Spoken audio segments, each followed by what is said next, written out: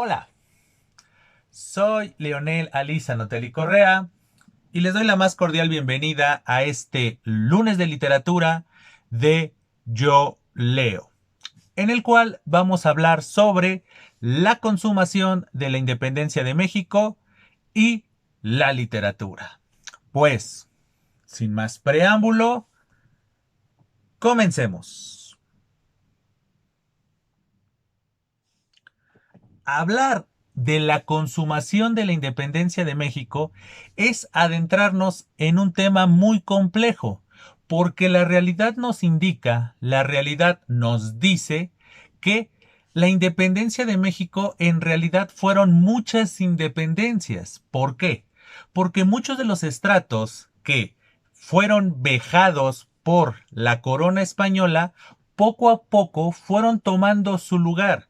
Dígase los pueblos originarios, dígase la economía, pero sobre todo la ideología. Ahora, 200 años después, nosotros muchas veces pensamos en este sentido de nación y este espíritu unificador, pero la realidad nos dice también que hace 200 años no se tenía esa mentalidad, no había una concordancia, no había una hermandad entre los pueblos originarios, los criollos, los mestizos y todas las castas que se dieron a lo largo de la denominada colonia. Por lo tanto, hablar de la consumación de la independencia de México es hablar de un tema complejo, pero que a su vez es rico en anécdotas, en personajes, en situaciones, en documentos. Por lo tanto, este suceso no podía ni puede pasar desapercibido para la literatura. Muestra de ello son dos novelas que les quiero mencionar. Una que se enfoca en uno de los personajes más importantes de esta consumación de la independencia y por el otro lado una novela que desde mi perspectiva concatena de muy buena manera todo este proceso, no solo en México, sino a lo largo de Latinoamérica. La primera novela de la que les voy a hablar se intitula La corte de los ilusos, la cual fue escrita por Rosa Beltrán y publicada en el año de 1995. ¿Cuál es la particularidad de esta novela? Muy fácil. Esta novela nos habla de la vida y muerte de un personaje fundamental y muy conocido en relación con la consumación de la independencia de México. Y me estoy refiriendo a Agustín de Iturbide. Pero esta novela no es de carácter formal, no es de carácter institucional, sino todo lo contrario. Es decir, Rosa Beltrán a lo largo de las páginas, a lo largo de los capítulos que compone esta novela, nos muestra la historia y nos muestra este personaje desde una óptica totalmente satírico-burlesca.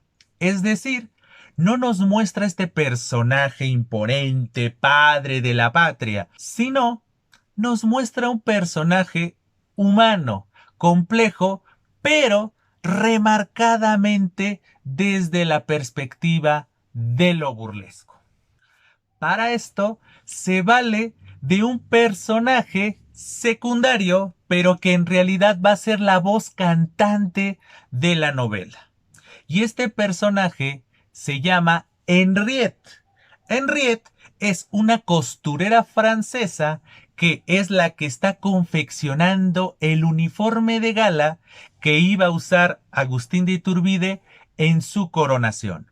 Por lo tanto, este personaje, que obviamente no aparece en los documentos oficiales, ni es un personaje importante en los libros de historia, oficiales y no oficiales, este personaje y su voz y su forma de ser nos va a servir para ver otra perspectiva de este hecho histórico para la República Mexicana. Ahora, porque en esas épocas no olvidemos que Agustín de Iturbide crea una monarquía democrática. Entonces no estamos hablando de la República Mexicana, estamos hablando sí de la independencia de México, de la corona española, pero para crear otra corona. Entonces, este imperio mexicano, ya independiente, es el que nos va a mostrar Rosa Beltrán a lo largo de las páginas. Este hecho, este ir y venir de la corona española, el grito de independencia, la guerra por la independencia, la consumación de dicha independencia, pero la determinación tomada por Agustín de Iturbide de crear una monarquía democrática, no una república como se hizo 3 años después, ya en el año de 1824, en esta nación, nos lleva a entender el porqué del tono de la novela. Tono que es ejemplificado precisamente por Henriette, porque en todo momento este personaje nos hace ver la farsa que se estaba confabulando. Todo lo que está detrás de Agustín de Iturbide, que, según algunas anécdotas, según algunos documentos, toma como determinación que la entrada triunfal en la Ciudad de México sea un 27 de septiembre de 1821, porque el 27 de septiembre era su cumpleaños. Es decir, muchos documentos nos refieren que los defensores de la corona española desde principios del mes de septiembre ya se estaban rindiendo y en consecuencia ya se estaban alejando de este punto importante que es la Ciudad de México. Pero Agustín de Iturbide esperó a que llegara el día de su cumpleaños para hacer su entrada triunfal. Pero más allá de estas situaciones, más allá de estas minucias, concentrémonos en la novela. Por lo tanto, esta novela tiene dos particularidades. Por un lado, este tono satírico burlesco, cayendo más en lo burlesco que en lo satírico, porque en realidad Rosa Beltrán no hace ningún señalamiento profundo, ningún señalamiento detallado de el personaje Agustín de Iturbide, ni de lo que lo rodea, ni de lo que estaba creando y que posteriormente creó, a pesar de que no duró mucho este imperio, este reino mexicano. Por lo que nosotros podríamos decir que raya más en lo burlesco que en lo satírico. Ese es el primer aspecto que destaca y que se puede ver a lo largo de la novela, ese tono burlesco. Pero por el otro lado, también destaca este compendio de documentos, no solamente documentos históricos, sino también documentos de la cultura popular, ciertos usos, ciertas costumbres, ciertas composiciones que nos reflejan cómo se pensaba, cómo se vivía y qué se decía en este proceso de la independencia de México. Como ejemplo de toda esta gama de recursos de los que se vale Rosa Beltrán es la mención de algunos personajes que también son llamativos y que han pasado a la historia por su esencia o, por qué no, por la importancia que también tuvieron en esta consumación de la independencia de México. ¿A qué personajes me estoy refiriendo? Me estoy refiriendo a personajes tales como la famosísima Güera Rodríguez, o bien al famosísimo también Fray Servando Teresa de Mier. Personajes que son emblemáticos, personajes que son importantes, no solo desde una perspectiva histórica, sino también desde una perspectiva cultural. ¿Por qué? Porque estos personajes iconoclastas, estos personajes que se destacaron por sus atributos, por sus cualidades, por sus hechos, personajes que son contrastados. Por ejemplo, por la princesa Nicolasa, la hermana de Agustín de Iturbide, quien, a pesar de sus 60 años, se enamora del joven capitán llamado Antonio López de Santana, quien, como ustedes ya saben, es otro personaje importante en la historia de México, pero que no vamos a mencionar en este caso porque no tiene tanta relevancia en torno a nuestro tema, que es la consumación de la independencia. Ya tal vez dedicaremos otro video, otros minutos para hablar de este personaje que fue Antonio López de Santana. Pero regresando a nuestro tema y particularmente a esta novela escrita por Rosa Beltrán y publicada en el año de 1995, esta novela sigue mucho el estilo de otra novela de la cual no voy a profundizar, pero que es importante mencionar, que es Los Pasos de López, escrita por Jorge Ibargüengoitia, la cual nos habla de Periñón, personaje que es obvio hace referencia a Miguel Hidalgo, el denominado también padre de la patria.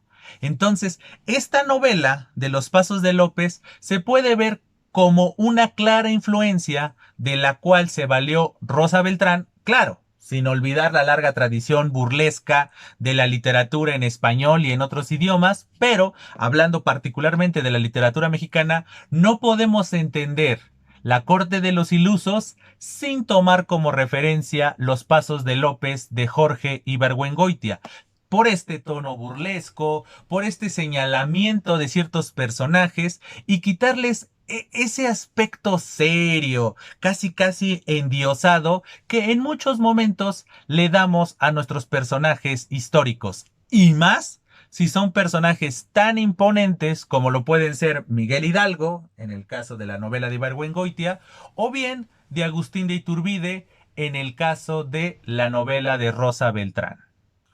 Justo en este mismo tenor en el que un escritor o una escritora hace su lectura y nos muestra su lectura de un suceso histórico y por lo tanto de los personajes que giran en torno de dicho momento, tenemos la segunda novela de la que quiero hablarles. Novela que fue publicada en el año de 1991 y fue escrita por Carlos Fuentes. Esta novela se intitula La Campaña, título que no es muy recordado, que no es muy mencionado. Cada vez que nosotros hablamos de Carlos Fuentes, casi no se menciona esta novela. Se menciona otra infinidad de títulos, ya sea de sus cuentos, de sus mismas novelas o de sus ensayos, pero dentro de estos títulos que en todo momento se están mencionando y por los cuales rememoramos a este escritor, nunca mencionamos casi esta novela intitulada, insisto, La Campaña, al grado de que son los especialistas estadounidenses quienes afirman que esta novela es una de sus obras magnas, es uno de sus títulos más importantes. ¿De qué va esta novela? En esencia, esta novela nos cuenta la historia de Baltasar Bustos, un personaje que aproximadamente en los años de 1810, es decir, en los principios del siglo XIX, que como bien sabemos son las fechas en donde se van a dar las guerras por las independencias de los países latinoamericanos, este personaje que desea ser abogado comienza a adentrarse, comienza a tomar una conciencia social y política de su entorno y, como buen personaje idealista, comienza a querer establecer esas ideas, esas doctrinas en sus regiones, en su entorno. Por lo tanto, a lo largo de la novela vemos cómo pensamientos relacionados con Voltaire, Diderot y Rousseau son las que imperan. ¿Por qué? Porque precisamente Baltasar Bustos lee a estos grandes pensadores de la Ilustración y quiere llevar a su mundo, a su cotidianidad, estas grandes ideas de libertad y toma de conciencia. No obstante, Carlos Fuentes es consciente de que en estos principios del siglo XIX también estaba este entorno del romanticismo. Por lo tanto, tenemos episodios en la novela que nos hacen recordar una de las novelas que ya hablamos en anteriores videos, es decir, la novela de Juan Díaz Covarrubias, Gil Gómez el Insurgente o La hija del médico. ¿A qué me refiero? A estos momentos del amor, de la entrega y la exacerbación de los sentimientos, no solo hacia la libertad, la justicia y en este caso la independencia de las naciones, sino también desde una perspectiva personal, es decir, la exacerbación de los sentimientos desbordados y mostrados, evidenciados hacia alguien. En este caso, representados por un personaje llamado Ofelia Salamanca.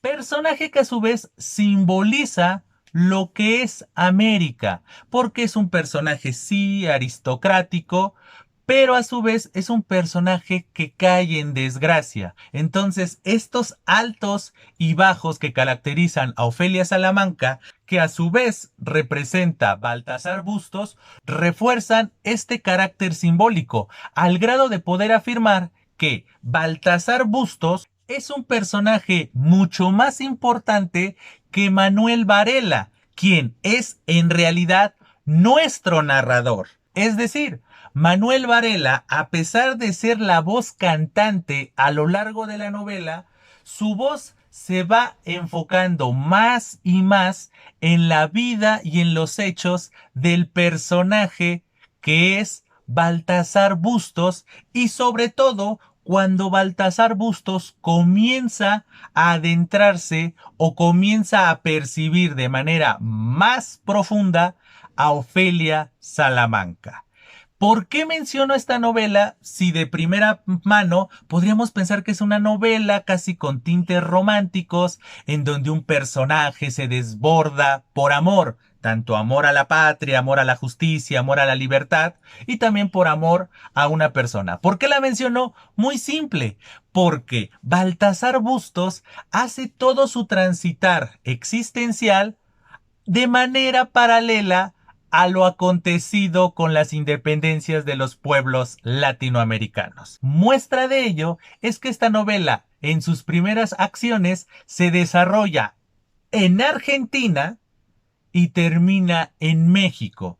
Este suceso no es fortuito, es decir, no es fortuito que la historia de la campaña surja en Sudamérica, estas andanzas de Baltasar Bustos vean su simiente en Argentina y terminen en México. ¿Por qué no es fortuito? Por dos razones. La razón histórica, que nos dice que las independencias sudamericanas se consolidaron y tuvieron un ideal más firme, más fuerte en comparación con las de Centro y Norteamérica. No olvidemos que México está en ese inter entre ser un país norteamericano y ser un país centroamericano. Está en ese inter perfecto, por eso voy a hablar de norte para no estar diciendo centro, porque es muy importante mencionar estos puntos cardinales, por lo que verán a continuación. Regresando al punto.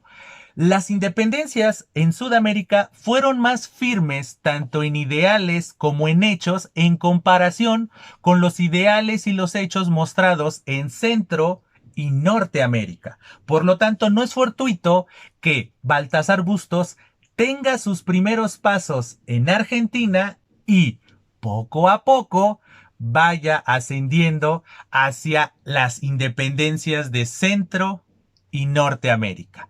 Esa es la primera situación. La segunda tiene que ver con un hecho simbólico. No es de a gratis de que se vea un proceso de elevación, de iniciar abajo en el continente, estamos hablando de Argentina, y poco a poco ir ascendiendo. ¿Por qué? Porque esta novela tiene un simbolismo muy peculiar, muy particular. Podríamos incluso ponerla en el rubro de la novela de formación.